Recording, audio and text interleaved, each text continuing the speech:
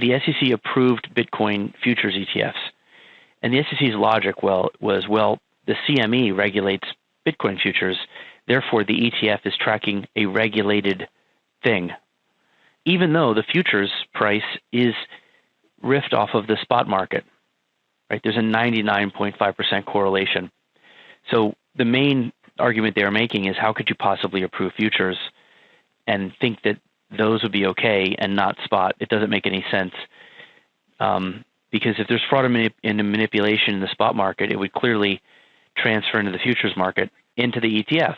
Approving just futures was like one of these moves that I think only a lawyer or a regulation person would do. It doesn't make logical sense, but it might make legal sense. But the court saw more logic, and they were like, this is illogical. And that's ultimately what the court said. So they said, your grounds for denying spot on fraud and manipulation is invalid because you approve the futures ETFs, which are the same thing. So they didn't say approve spot, but they basically said your reasoning is no good. And so the SEC then had 45 days to appeal, and they didn't.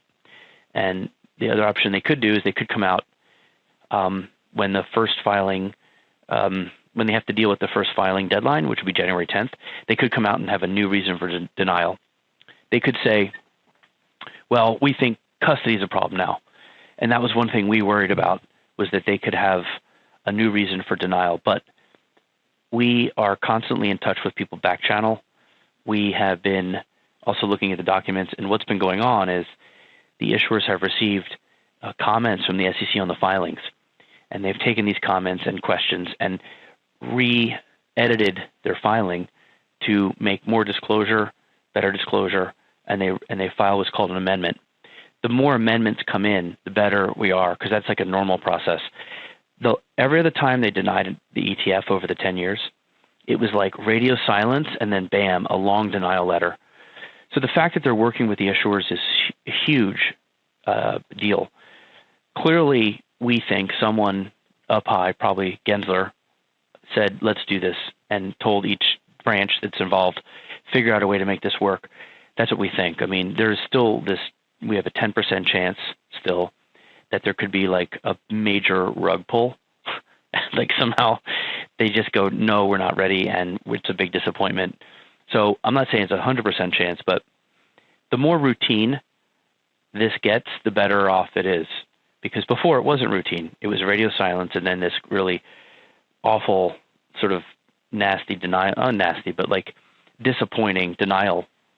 And you can understand that 3 or 4 of these denial letters over 10 years, and then you approve futures ETFs, and then you let a 2x futures Bitcoin ETF out, which is BitX. You have to shake your head, and I think all of this points to this just illogical positioning of the SEC. So now they have no legal grounds. The logic looks awful. And so it started to become politically untenable, I think, to keep denying them. It's just too much PR risk now to come out and be like, oh yeah, here's this new reason, let's move the goalposts. So anyway, I think all of that is put pressure on them. And it's the easiest path for them, to be honest with you. If you are them, the best thing to do is just approve it and move on with your life. They should not fight this anymore. And the market's ready for it. You know, there are major market makers who can deal with this. There's plenty of liquidity. They've been launching these spot products in other countries right and left, and they've worked fine. We got to see them act during the FTX drawdown days. They did a good job. You know, you'll see the discounts widen a little more than you'd like, but in a crisis, that's normal. In 2020, bond ETFs had a little bigger of a discount than you like because it's a little stress.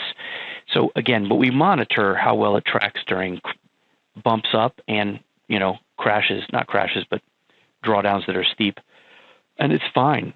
And in the U.S., there's way more liquidity. So we think those premiums and discounts will be even smaller here in the U.S. So we've long thought they should have done this. So I know they have to take the L a little bit here, but they should. I mean, what else is there to do? So our legal analyst has said that they have very little wiggle room. Those are his words. So, and that's huge, because remember, these are all lawyers by training. So the legal aspect of this is a big factor, and so is the political PR aspect.